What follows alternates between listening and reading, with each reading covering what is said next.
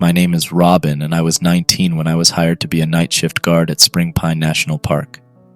I had graduated school and found a college which I was accepted into, after many sleepless nights and studying.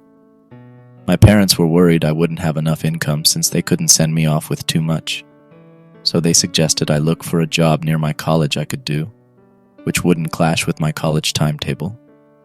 I had taken many morning and afternoon classes and studied in the evenings, which meant I had to look for night shift jobs. I wasn't entirely thrilled to be working anywhere so late into the night, but the pay was good, and the job was in a team. At least I wouldn't be alone. The job was to monitor the security cameras which bordered the tall barbed fences around the area and report any hunter trying to sneak in.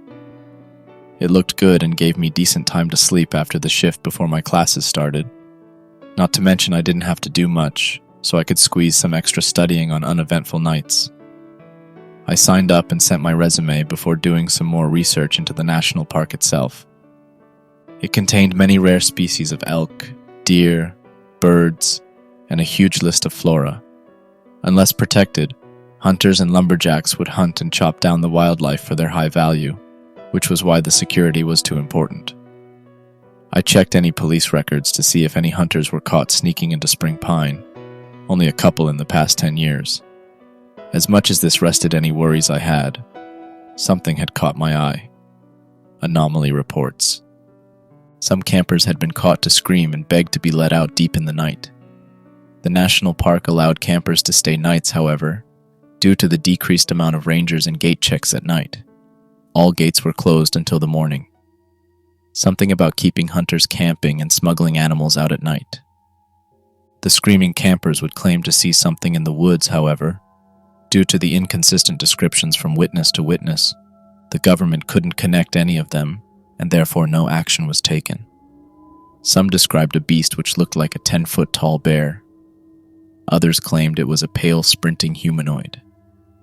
Anyone who entered the park would be informed to leave before 7 p.m., since this was when the gates closed, before being reopened at 6 a.m. My shift would start at 12 a.m. and end at 5:50 a.m. I wasn't expected to open or close the gates, but rather just keep an eye on the borders till the bigger security crew took over. What was even better for me was that if I did expect someone was trying to sneak in or out, I wouldn't even have to leave my security office. I would have to radio to the only security ranger and my job would be done. I rested easy for a month before I got my call back. Both very happy and shocked, I was accepted. Turned out the group applying was very short and weren't as well qualified as me, not entirely sure what that meant. Perhaps it was because I was fluent in English? Not sure. So when I came for the tour visit, I was accompanied by another college girl. She was about my age but a little shorter. We were introduced. She greeted me as Harley with the tip of her cap. She was naturally tanned and looked to be quite athletic. She wore army boots, black jeans, a mossy green sports shirt, and a plaid jacket tied around her waist. Her personality was friendly, loud, and daring. Honestly, she was an all-around outdoors adventure girl. We became friends quickly.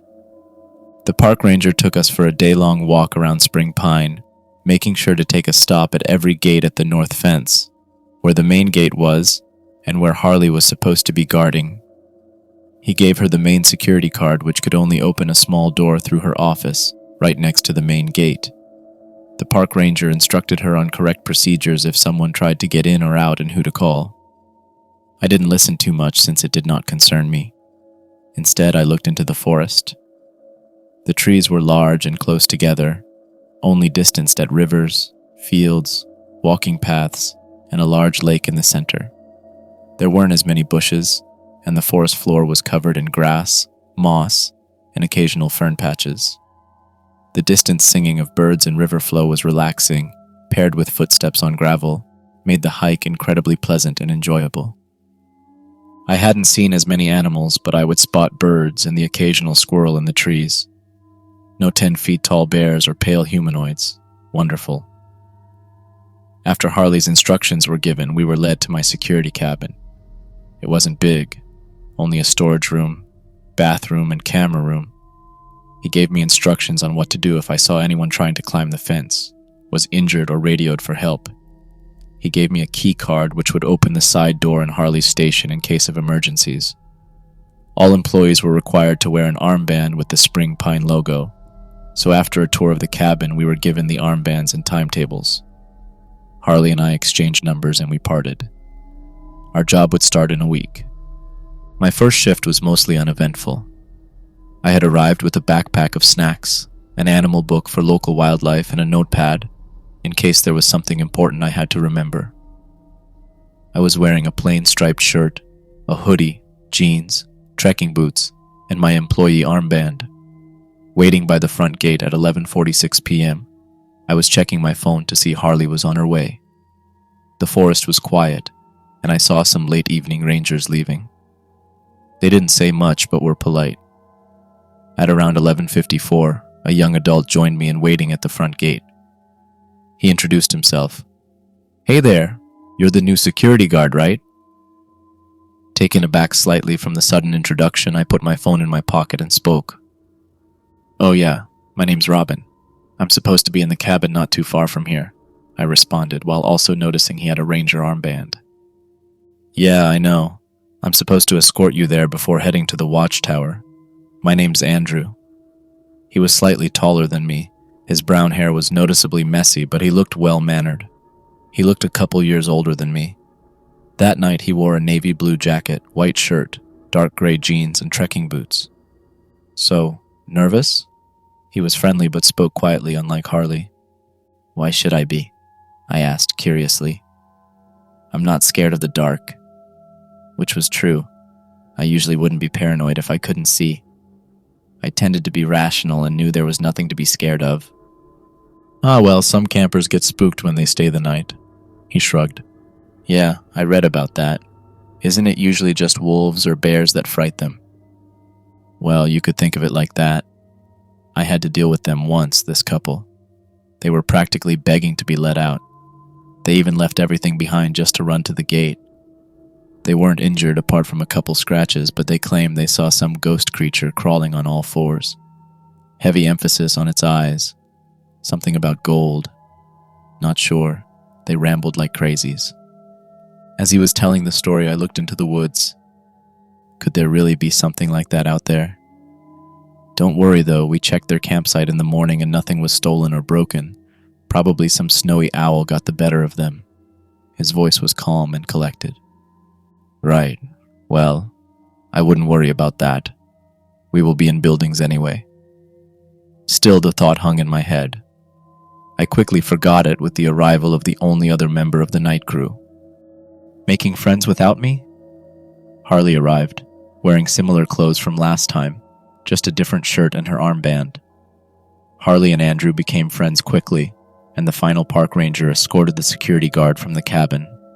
He handed me the only key for the building and left. We waved Harley goodbye as Andrew walked me to the cabin. It wasn't too far into the woods. We walked at a brisk pace as not to keep the building empty for too long. It took us around 10 minutes. I could no longer see the lights from the gate anymore as we approached the cabin. "Well, just use the handheld radios to talk to us.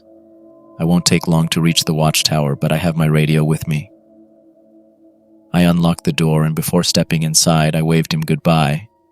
We exchanged polite smiles, and he disappeared into the darkness, holding his torch and carrying his bag. The night passed quietly and uneventful. I locked the cabin when I got in and checked that everything was in order in place. I signed the attendance list and waited by the cameras, radioing once in a while to check on the others. It was just the three of us in the great expanse of wilderness. Once in a while I would spot a fox or deer wander a little close to the fence. All I had to do if they got too close was activate the buzzer near the camera to scare the animal off. It did the trick every time, but aside from that, I spent most of the evening doodling on the notepad, eating snacks and noodles, and checking my phone. Nothing was out of the ordinary. Though I got quite tired near the end, I was able to stay awake through the whole shift. At 5:48, Andrew arrived at my cabin and escorted me to the front gate. We all had a friendly exchange as the morning shift employees arrived. I added Andrew's number and we were on our way home. The week passed like this. Everything was fine. Why couldn't it stay that way? By this time, I was taking some textbooks and notebooks with me. Since the nights were so uneventful, I decided I might as well make use of the time and study. Harley had the same idea, but instead brought her portable gaming console and played it for practically the whole shift, since she didn't have to monitor anything and responded to my radio checks. Andrew didn't have much to do but survey the woods from the tower once in a while and answer my radio checks. He was still in college and also used the time to study. We had become familiar with each other in text during the daytime. Harley was a biology student and Andrew was a physics student. All of us were just here because of the convenience in timetables and easy requirements. The night was going smoothly until something caught my attention. Near the fence to the southwest of the park, I spotted a deer. It looked fully grown. I activated the buzzer and looked back at my notes. It was about 20 seconds later that I look up and notice the deer didn't move. I looked a little closer at it. It was now did some odd details come to my attention. Looking closer, I noticed its antlers looked slightly twisted, and its eyes reflected a gold instead of the usual white the camera would pick up from deer. Thinking this deer must have been too curious, I buzzed again. It didn't move. I radioed to the others. This usually didn't happen. "Hey guys?" "Yes, Robin?" Andrew didn't take long to respond. "What's up?" Harley connected after a short while. "Sorry, you caught me at a bad time. Hard level." I rolled my eyes before continuing. "I've got a deer at the southwest that won't respond to the buzzer." "Probably just dumb." Harley brushed it aside like she did with most of her problems. "Well, it could be old. I wouldn't worry about it. It'll leave after a while." That was logical, thanks, Andrew. "Right, yeah. It's probably old, that's why its horns are crooked." I spoke once again before radioing off. I waited and watched to see what the deer would do, its eyes still reflecting that eerie gold hue. Could this have been what those campers saw? I would admit the gold did seem unnatural. After about 20 minutes, the deer turned and disappeared into the woods without the need of a buzzer. Andrew was right. It must have been old because the way it moved looked like it had a slight limp. After that, the night continued as usual. Andrew and I studied while Harvey reached the next few levels of her game. The sun rose and Andrew was right on time in walking me out. He inquired about the deer, and I told him what I saw. He agreed with my conclusion. Nothing of interest happened for the next few weeks. However, during one night shift, Andrew radioed in during 3:42 a.m. "Robin, I thought we agreed you would stop using the buzzer if the animal didn't move after the third buzz." His voice was confused, but not annoyed. For as long as I knew him, he was a patient guy. "Yeah, I did agree to that," I replied, probably sounding even more confused. "Why?" I waited for a response. By now I had put down my pen and closed my notebook. "Then why do I hear the buzzer going off for the 9th time?" My mind practically tripped over itself. I hadn't activated any buzzer this shift. I looked back at the monitors. Could they be motion detecting? No, they've never been like that. I couldn't see anything either, just empty woodland. I picked up the radio. "I'm not activating any buzzer. Are you sure you're hearing one?" I checked if there was anything on the controls, nothing. Why was it going off? Was the system broken? No one informed me of it. I opened the manual and had a recheck of how the buzzers worked. "Yeah, I'm sure I can hear it. It's relatively loud," he spoke back, a tone of concern. "Is something broken?" I skimmed through and found that if the buzzers are being overused, they will be automatically disconnected after the 20th buzz. Makes sense. There would be no use for activating the buzzer so many times in a row. I laid the manual on my desk and replied, "Maybe. How many times has it gone off?" Since there was a system disabling for the occasion, I assumed it wasn't as uncommon as I thought. My logical thoughts were suddenly shattered once his reply returned. "About 26 times now. Close to 30 for sure." My mind was in a flurry. I reread the manual. What's going on? That's impossible. It's supposed to be disabled after the 20th buzz. Do you know where it's coming from? I was concerned. This doesn't make sense. I flipped through the manual. There wasn't anything I could find as I waited for his response. It feels like the far north fence. That's odd. He trailed off. What's going on? Harley joined in, probably from noticing the sudden activity of the radio. Andrew hears the buzzer going off, though I'm not activating it. It should have stopped by now, but for some reason it keeps on going. I was still waiting for Andrew's reply. It sounds closer than where I think the gate should be, he continued. What? Harley questioned. I was too deep in thought, trying to piece it together. As I waited to hear more, I took out my notepad and jotted it down. Andrew hears the buzzers going off near the watchtower. 3:44 a.m. I'm not sure. It just sounds closer than I think it should.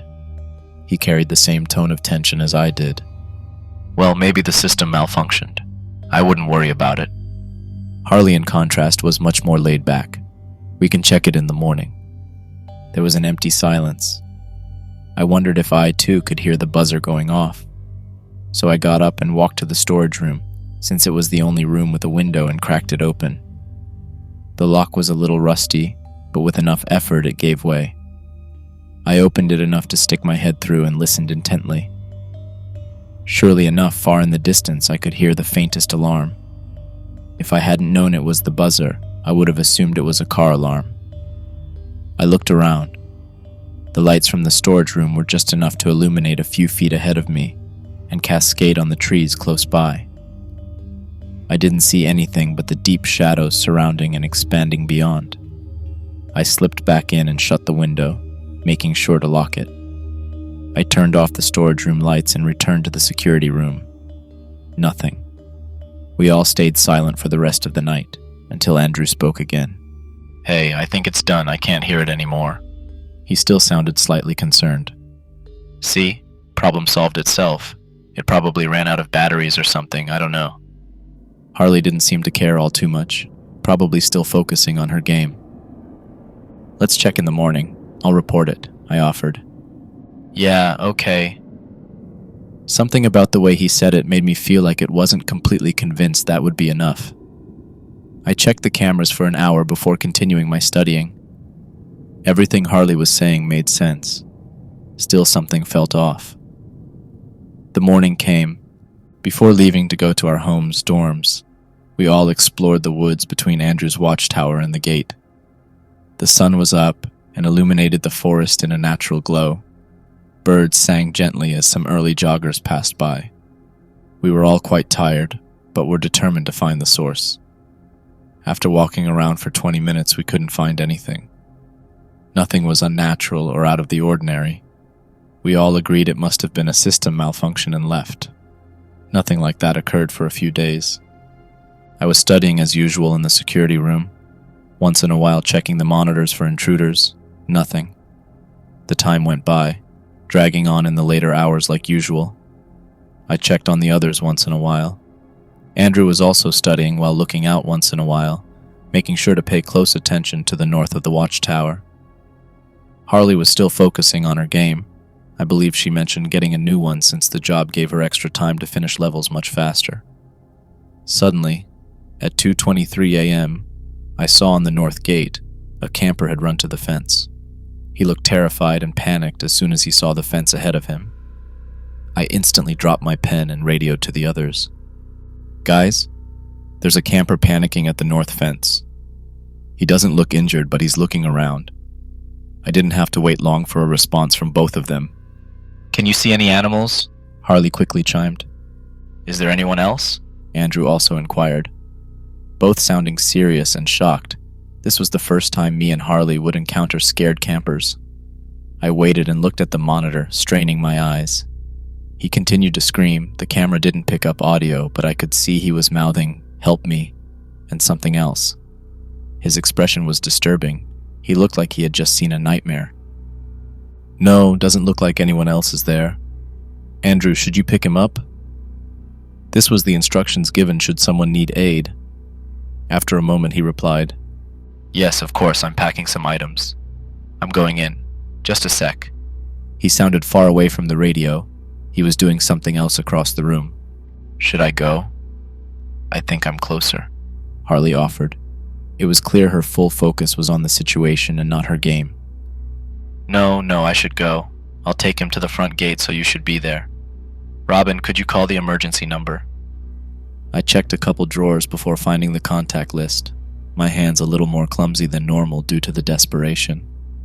Something about the look the camper gave was clear he thought his life was on the line. I dialed the emergency number and the woman on the other end confirmed an ambulance was on the way. I put the phone down and Andrew radioed in. "Yes, of course. You're taking the radio with you, right?" I began. Clearly my worried tone was getting through. Yes, I'm leaving the watchtower now, locking it." He spoke quickly as if he was rushing. I could hear a click and his hurried footsteps down the stairs of the watchtower. "I've got my torch, some pepper spray, a horn, an army knife, and a first aid kit in case this is an animal attack." The footsteps were on gravel now as I heard him running quickly. I checked the monitors again. The camper didn't move from his spot but was clearly agitated. He was breathing heavily. At first I thought he had calmed down until I noticed he seemed to be looking at something in the trees. I strained closer to see in the monitor. Was there an animal? I looked closer. Was there anything there? That's when I saw it. Two golden eyes were illuminated between the trees. I didn't understand. The deer? How could that have scared him? I continued to look at the monitor, my eyes glued as I held the radio in one hand. I couldn't see enough that I could make out the shape of the deer or its crooked antlers, but it was clear the golden eyes shone through the darkness, staring back at the camper. I activated the radio and spoke while still staring at the monitor. "Andrew, I think there is an animal near him." "What? What kind?" I could hear his boots hitting the ground quickly as he was making his way to the north gate.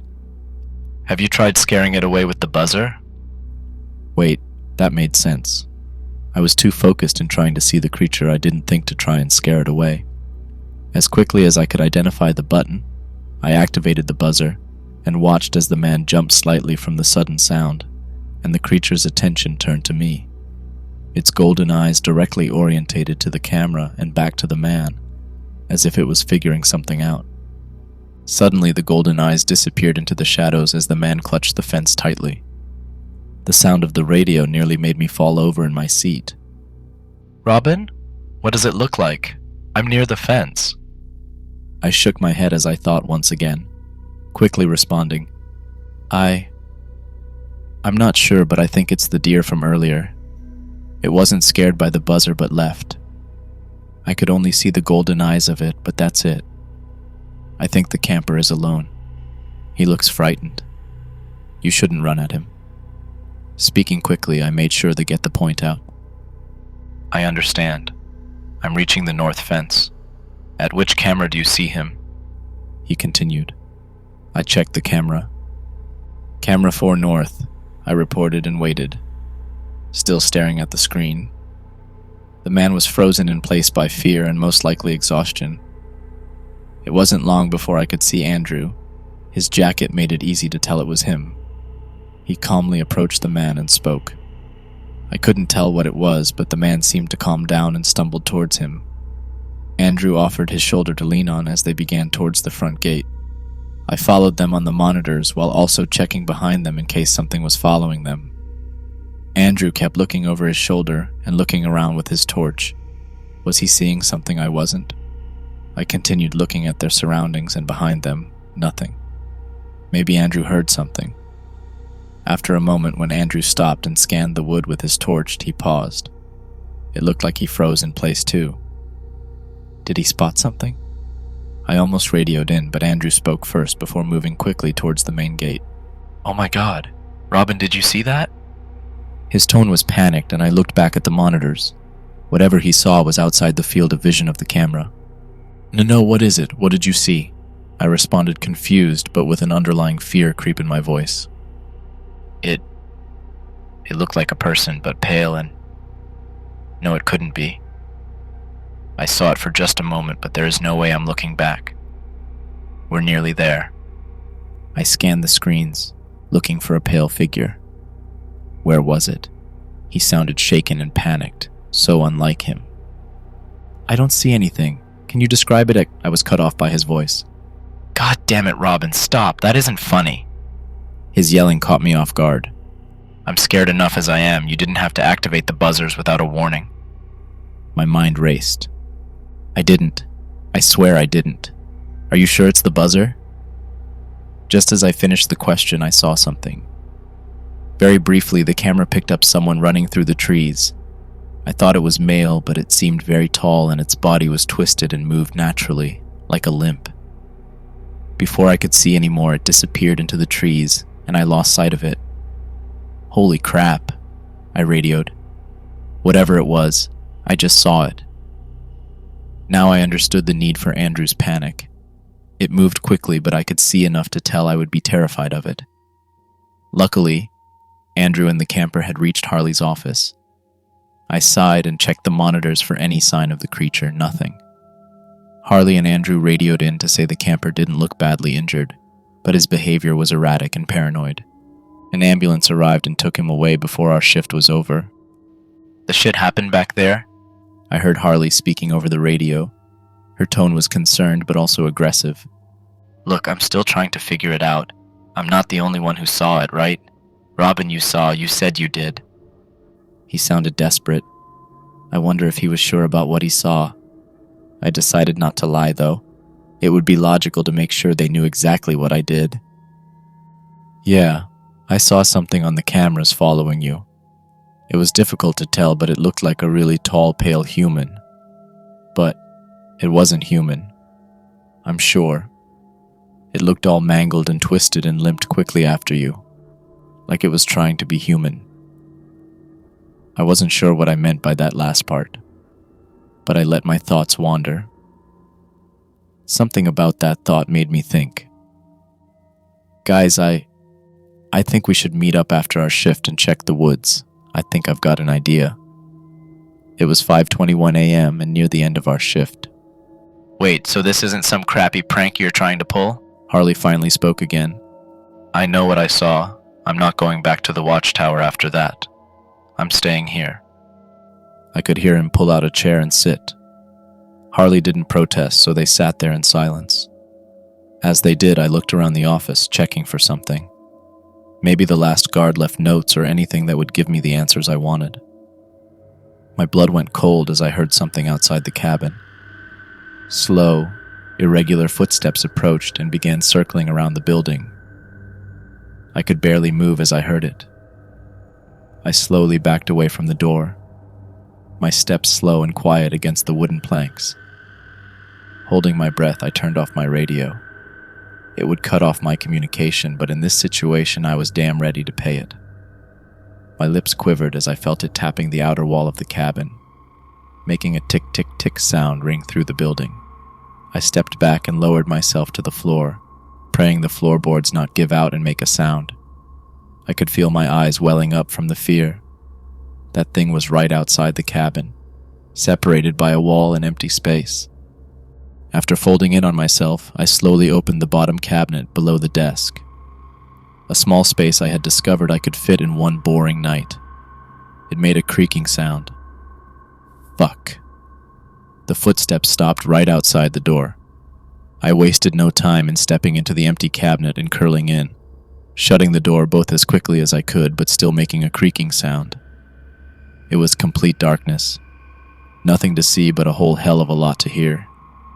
The creature made a creaking sound. It was contorted slightly and I could tell it was mimicked by vocal cords. Its repeating sounds. Some dots began to connect in my head as I hid in the cupboard. It continued to creak outside the cabin as I could hear it tapping the edge of the door, following its frame. Tears rolled down my eyes as I begged, "Please, please let me have locked the door. Please, please." I hear the door shake slightly. "Please, please, please." The tears dropping from my chin and soaking into my hoodie. The door handle shook before starting to turn, then a painful click of the handle. The door opened with a dreading creak. I clutched my knees and prayed. I bit my lip just to keep me from whimpering in fear and held my breath. The hand holding the radio began to shake, but I refused to make any sound. I heard bare, uneven footsteps walk into the cabin. It had to be limping. It didn't move much from the center of the room. I breathed in very, very slowly. I didn't even dare to open my eyes in case it could feel the wind being brushed from my eyelashes. My heart skipped a beat as I heard a sharp, sudden sound. It rung in my head and caused me to tense up harder, my lip finally bleeding from the pressure. I forced myself not to take a sudden breath in fear it would hear me. It was the alarm of the buzzer. I stayed there, hearing its breath, feeling it tapping the wall and repeating that creak. It was trying to draw me out using sounds it had heard. What the hell was this thing? After 10 minutes of pure agony, I could hear it starting to walk out, its bare feet causing the floorboards to creak under its weight. I may not have seen it, but this creature was large. My eyes were blurred from the tears and my lip began to sting since my adrenaline was cooling down. I could hear the footsteps hit gravel and then disappear outside. Still, I refused to move from my hiding place. What if it was hiding just outside, waiting for me to leave before attacking? I checked my watch. 5:36. I made sure to take a mental note. Even after a long while of silence, I couldn't bring myself to even take a deep breath. Until I heard a knocking from the door. Crap, it was back. I held my breath as I felt my heart race again. The door opened and I heard boots on the planks. What happened? Robin, are you there? Why was the door unlocked?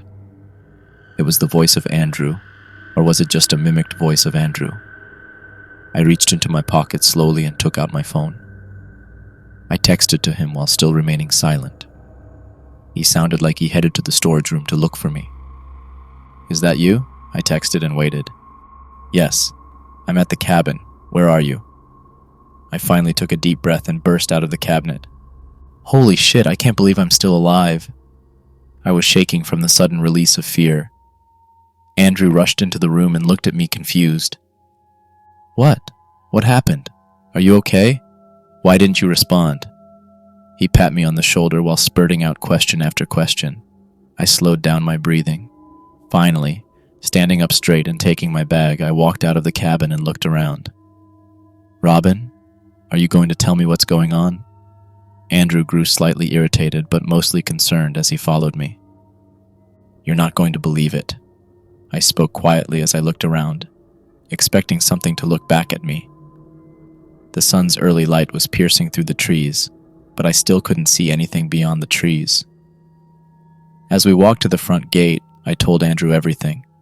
Shocked and terrified was the only way I could describe his face. Still, he stayed silent as we continued. I felt as if something was watching us. Something just out of sight. Something that would disappear the moment you turned to look at it. As I recalled the whole experience, he looked around. Was he feeling watched too? Do you feel it? I whispered quietly to Andrew. He turned to me, a paranoid look in his eyes. He nodded quickly, and we ran to the front gate. I didn't look back. I didn't need to know that whatever was watching us wasn't following. We reached Harley, slightly out of breath and checking behind us. Once we were sure we were safe, I closed the office door and turned to them. Andrew might have been more understanding of my behavior, but even Harley wasn't questioning how I was acting. We sat down, talking and discussing what we had seen and encountered, how it could mimic sounds, possibly change the way it looked and was terrorizing campers and even the guards. Since nothing like this occurred to any other shifts of guards or rangers, we assumed the creature only came out at night. Spending most of the morning and noon talking, we finally came to the conclusion it is trying to mimic a human to draw us out of hiding to either kill or capture. It leaves no trail behind and disappears by morning. Its only defining feature is that its eyes reflect gold and it limps, most likely because its victims are injured and cannot walk properly, causing the creature to mimic the movement. We agreed that we shouldn't tell any of the other guards about it, since we would be risking our jobs. and we couldn't just pass this burden on to another group of unsuspecting victims. After some more debate on how to go about it, we agreed that over the day we would formulate our own plan for the creature, meet up tomorrow evening, and over the night experiment. In the decent break in between my morning classes and afternoon ones, I decided to go shopping for equipment. I didn't have a gun permit, so I knew that wasn't a form of defense I could use. Instead, I bought a bat and a decent camping knife, which I could explain I needed because of my job. I then purchased several wireless outdoor security cameras and a map of the park. Over the day, I noted down the areas I could see with the fence cameras and places we have seen the creature. I pinpointed spots near the front gate, my cabin, and the watchtower. Arriving to work extra early gave me 2 hours of sunlight left to place the cameras. I did so in trees near the front gate, facing the staircase of the watchtower, outside my cabin, and a tree near a popular campsite. No one questioned my actions when they saw my armband and assumed it was just for security. Connecting them all to my laptop, I made sure they were working and headed to the front gate, waiting for the sun to set and for the others to arrive. Harley was the next to arrive. Her look had lost its friendly charm and was now replaced by someone who wasn't getting enough sleep. She told me her dad is a rural climber and hunter who had a lot of kit she thought was useful. In her bag were knives, a hunting sniper, a small bear trap, rope, an axe, and 2 flare guns. She gave me a flare gun and told me to use it if our communication wasn't working. Andrew arrived next with an electronic device and some kind of gun. He told me not to worry where he got it from and explained that it was a tracking device. It acted like an implant he could use with the gun object, and he could track the creature with the device. We felt prepared, and a sense of dread loomed over us as we looked off into the woods. "Hey, are you guys the night crew?" The question sank into my stomach like stones. Slowly, we all turned our heads and looked at the source. She was a short, sweet-looking girl wearing a pink sweater and dark green overalls, her hair up in 2 ponytails. Though she looked young, it was clear to tell she was about my age. We all looked at each other, trying to conceal our panic. "Yeah," Harley spoke, both quietly and worryingly. She zipped up her bag, concealing the dangerous items inside. I saw Sophia's eyes briefly glance at the bag before talking. "Oh, that's great. I'm here to join you. My name's Sophia. My application was accepted a little late, but that's because I moved in a week ago." Her voice was contrastingly lively and bubbly.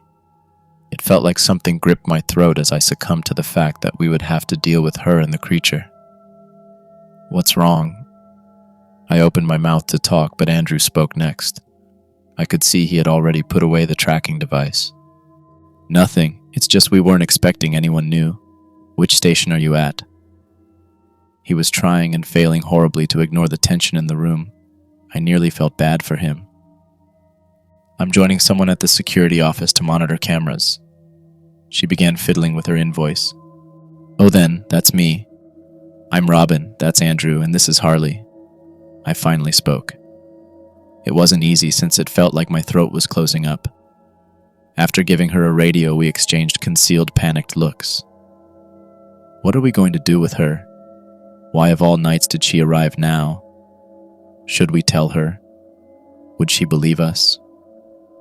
We decided silently to not tell her about anything, and I'd text them about it when we were stationed. Sophia followed me like a puppy as Andrew was walking me to the cabin. She was completely oblivious to the horrible feeling in the air.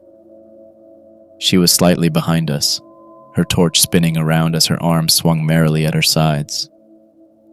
This caused the shadows to twist and turn unnaturally, deepening the pit in my stomach. Andrew and I looked at each other. He whispered quietly, "You're going to deal with her, right?"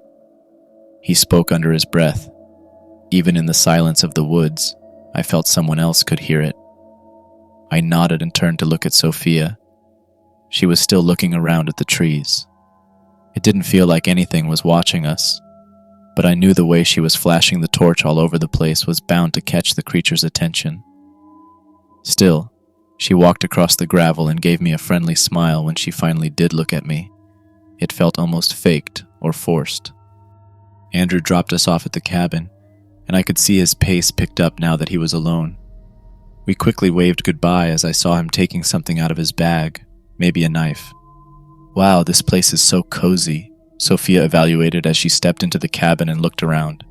She checked every room and then the monitors. Yeah, well, I advise we just stay in the security room and only visit the bathroom when we need it, I quickly replied while putting my bag down slowly, as to not make sound from the items inside. So we just have to check the monitors if anyone tries to sneak in, or if any animal gets too close. I spent the first hour explaining how the job worked, and checked texts from Harley and Andrew. We agreed I'd tell her about the creature when she settled in, and then we could try to hunt off or scare away the creature if it did approach. I pulled out my personal camera monitor. It could only display one screen and I'd have to switch in between the cameras. Sophia hadn't brought much with her, just snacks and her torch. I was about to speak when I got a text notification. I opened my phone. It was from Andrew. I think I hear it outside. It's making a creaking sound.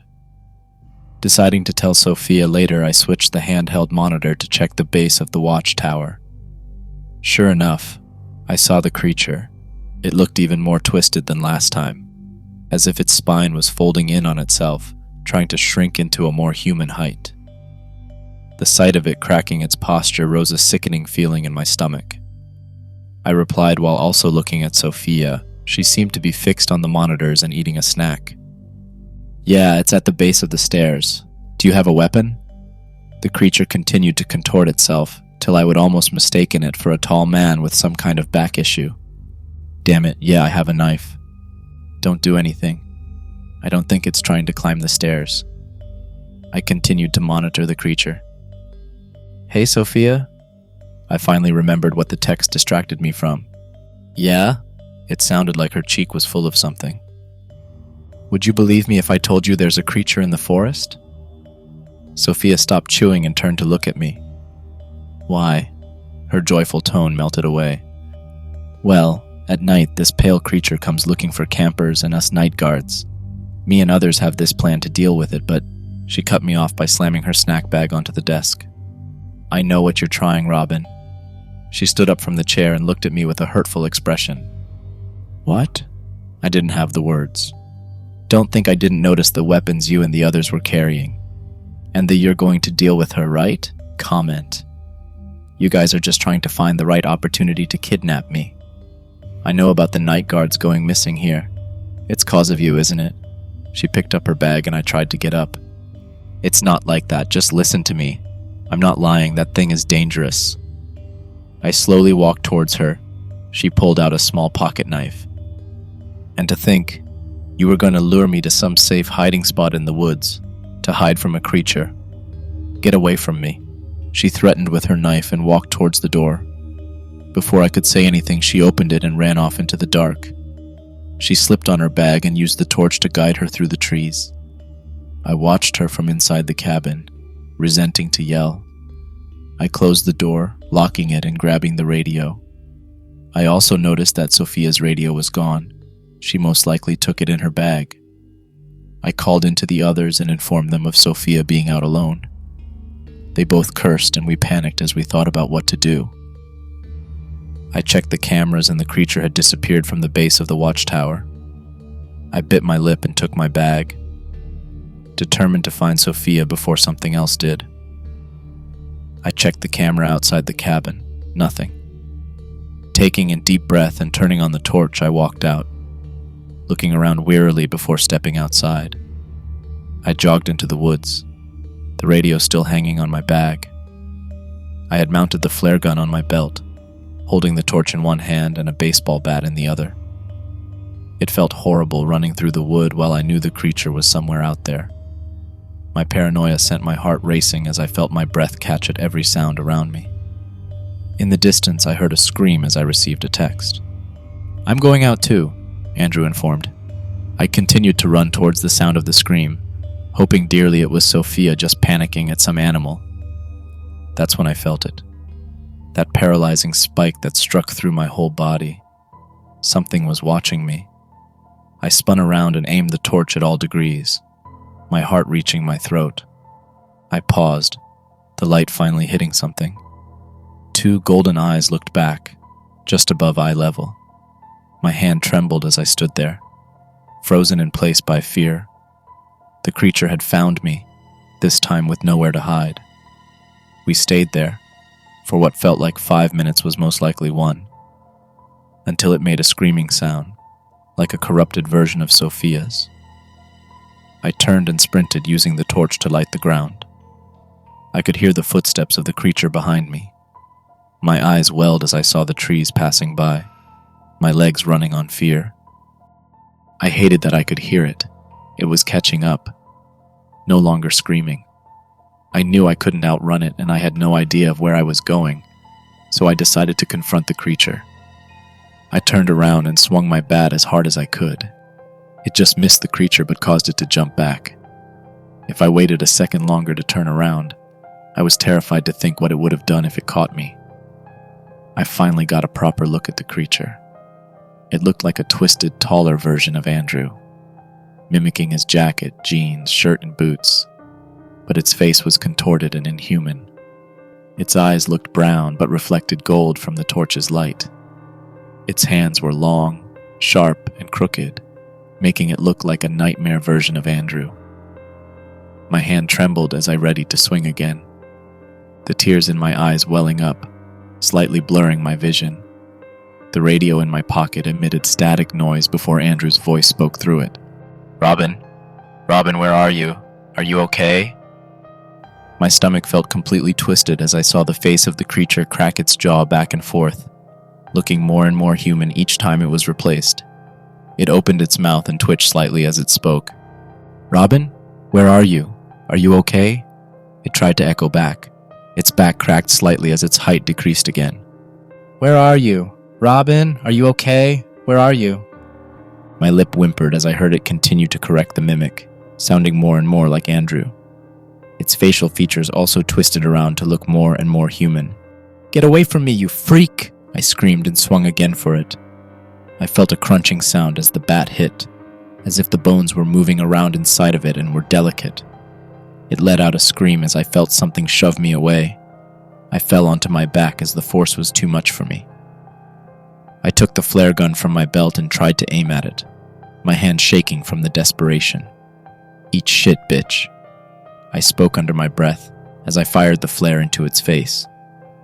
It let out another horrible scream as it grabbed its eye and backed away, running into the darkness, the flare scorching its face. As I waited there in the dark, replacing the flare and the gun, my last bullet, I finally got up and felt the pain in my side from the fall. I coughed and picked up my items. I took the radio and called in. "Harley? What happened? I think I scared it off." As soon as I finished, I got a response. "Oh God, thank God you're okay. I was so scared because it sounds like Andrew's radio is broken. He won't text me back and I can't get anything back from Sophia except for some panic earlier. What if it got them? You need to come to the office right now," she begged. I could hear she was on the verge of tears. I got up and started towards in a direction, looking for the fence. I eventually found it and followed it to the main gate. Harley came out and gave me a big hug. I confirmed it was her when she told me an old joke from text. We waited there, in the office, trying desperately to get contact from the others. I checked my cameras over and over. Nothing. We continued till the sun rose, and even then, nothing. Resentfully, we agreed to go looking for them once the morning shift arrived. I walked through the forest alone. Me and Harley agreed it was better to split up. I looked around and called out for Andrew and Sophia, hoping against all odds that by some miracle they might have gotten away. "Robin?" I heard a soft, whimpering voice approach me. I turned and saw Sophia with tears in her eyes. "Robin?" She walked over to me, hugged me. I hugged her back as the questions rose. "What happened? Are you okay?" "I'm fine. It's just... I saw the creature. It was about to attack me before Andrew arrived and tried to fight it off. I was too scared, Robin. I was too scared and just ran away. It got him." The tears rose in her eyes and she cried more. It's okay, Sophia. Just take a deep breath. Look, you can just walk out of this park and you never have to come back again. I'm so sorry I didn't tell you earlier or I scared you. I should have told you about the creature as soon as you arrived, but I just didn't trust you to take it seriously. She nodded and walked away, heading straight for the gate. As I walked back with her and saw her turn the street down the road, I heard Harley walk up to me from the park. You're not going to believe it. I mean, it was good, but it was bad too. I turned around. What Harley said next has haunted me since. I just met Andrew. He told me the creature got Sophia, but he was okay. He left, and I don't think he is coming back. Since then, I continued to work at the park.